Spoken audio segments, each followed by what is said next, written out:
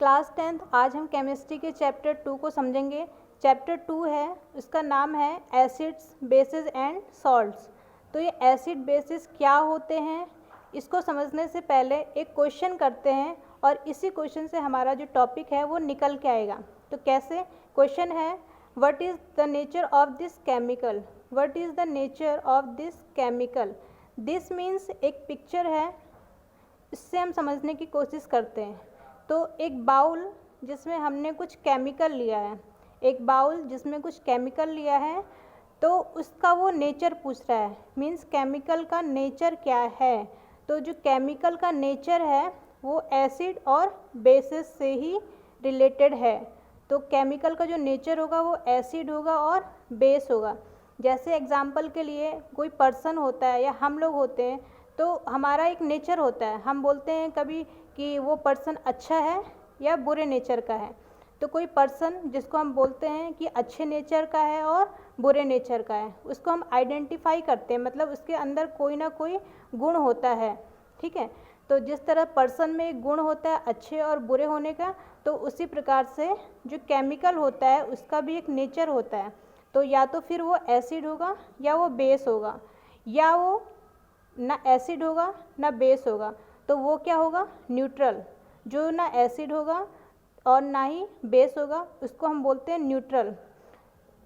और ये जो एसिड और बेस होते हैं एक दूसरे के अपोजिट होते हैं। जो एसिड और बेस हैं वो एक दूसरे के अपोजिट नेचर के होते हैं। ठीक है, तो जो एसिड और बेस है इसको हम समझ लेते हैं कैसे।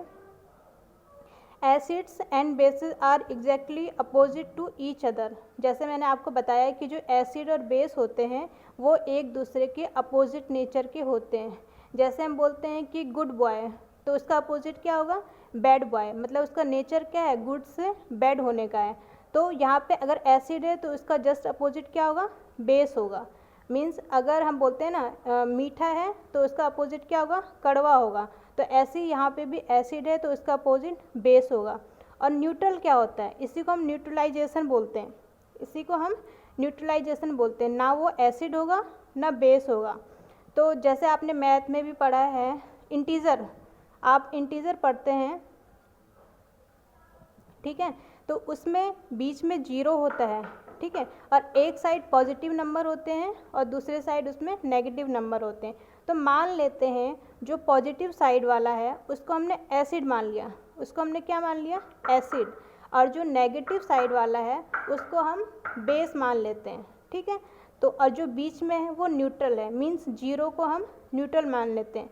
एग्जाम्पल आप जैसे आप करते हैं कि +5 है और -5 है, जब हम इसको रिएक्ट कराएंगे तो हमारा रिज़ल्ट क्या आएगा? 0। मीन्स आपने +5 और -5 को ऐड किया, तो जाहिर सी बात है ये सेम नंबर है, प्लस माइनस है, तो ये दोनों कट करके आपका 0 रिज़ल्ट देगा। यानी कि एक एसिड और एक बेस, और उसने रिज़ल्ट क्या दिया? न्यूट्रल। ठीक है, तो इसी को हम बोलते हैं न्यूट्रलाइजेशन। एक बार दोबारा से समझना कि न्यूट्रलाइजेशन होता क्या है। मैथ में जैसे इंटीजर होता है वैसे ही हम यहाँ पे एसिड और बेस को समझने की कोशिश करेंगे। तो बीच में जो हमारा जीरो है उसको हमने न्यूट्रल मान लिया। ठीक है, एक साइड जो पॉजिटिव नंबर है उसको एसिड मान लिया और दूसरे साइड जो नेगेटिव है उसको हमने बेस मान लिया। ठीक है, तो जब ये एसिड और बेस रिएक्ट कर रहे हैं तो एक रिज़ल्ट दे रहा है क्या? 0, यानी कि न्यूट्रल का। ठीक है, तो लेकिन ऐसा भी नहीं है कि हमेशा एसिड और बेस मिल करके क्या बनाएगा? न्यूट्रल। ऐसा नहीं है। देखो इसको भी हम मैथ के तरीके से ही समझते हैं। कैसे? तो जब हम मान लिया जाए हमने +5 लिया, ठीक है, और -3 लिया, तो आपका रिज़ल्ट क्या आएगा? आपका रिज़ल्ट क्या आएगा? +3 और -3 क्या आएगा? प्लस का 2 आएगा।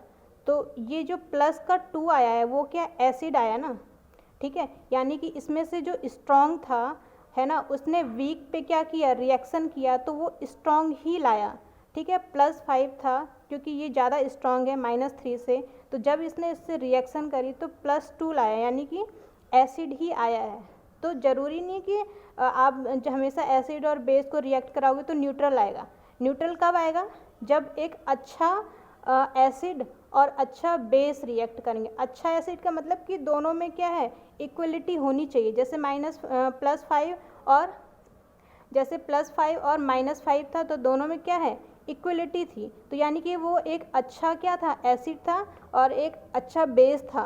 ठीक है, तो वो जब दोनों रिएक्ट करेंगे तो न्यूट्रल आएगा। इसके अलावा अगर हम समझें कि एक अच्छा एसिड तो है लेकिन एक अच्छा बेस नहीं है, मतलब ये इससे कमज़ोर है, तो बोलते भी हैं कि जो स्ट्रांग होता है वो वीक पे हमेशा क्या पड़ता है, भारी ही पड़ता है। यानी कि स्ट्रांग ने -3 से रिएक्शन करी तो ये क्या है, स्ट्रांग ही आया है ना। इसका जो रिज़ल्ट आया वो क्या आया, स्ट्रांग, यानी कि +2 आया। तो ये स्ट्रांग और वीक का जो कंटेंट है उसको हम आगे पढ़ेंगे, लेकिन इतना मैंने एक बेसिक बता दिया है कि स्ट्रांग और वीक क्या होता है। ठीक है, तो आपको ये एसिड और बेस क्या होता है, न्यूट्रलाइजेशन क्या होता है, ये मैंने आपको समझाने की कोशिश करी है। एक बार मैं दोबारा से फिर से बता देती हूँ कि एसिड और बेस क्या चीज़ें हैं। ठीक है, जिस तरह से हम इंटीजर पढ़ते हैं मैथ में, उसी तरह से हम एसिड और बेस का नेचर पढ़ेंगे केमिस्ट्री में। ठीक है, तो एक साइड हमने एसिड लिया जो कि पॉजिटिव मान लिया, ठीक है, और जो नेगेटिव वाला है उसको हमने बेस मान लिया। ठीक है, तो ये जब दोनों ये रिएक्शन करेंगे तो कुछ ना कुछ रिजल्ट आएगा।